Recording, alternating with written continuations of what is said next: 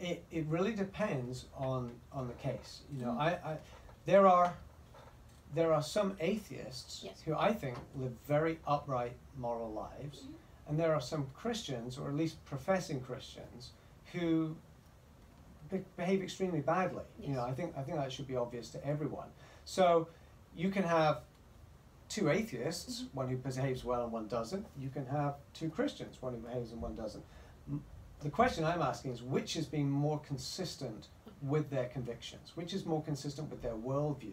A Christian who behaves badly is being more inconsistent, I think, than an atheist who behaves badly, because I would argue that on an atheist outlook, the best you can get to is a kind of a moral relativism, where each person has to come up with their own moral values or own moral system. And in that case, it's very hard to make an objective moral judgment if you're an atheist. I know that there are attempts to do that, but I'm not persuaded by them. So, on the question of personal morality, people can vary. Yeah.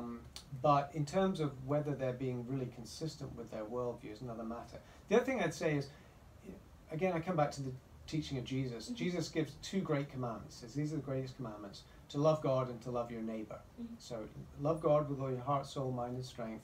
Love your neighbor as yourself. An atheist can only do one of those. An atheist could love his neighbor really well. He'd be the best neighbor in the world, but he's not going to love God because he doesn't even believe in God. Mm-hmm. So if Jesus is right that those are the two great commandments, then the atheist is kind of at a disadvantage right then and there. So even if he's the best neighbor in the world, if there's a higher kind of love, a love for your creator, then that's something that an atheist can't Experience. get. Exactly, Yes. right. Thank you. This is my last question. Mm-hmm.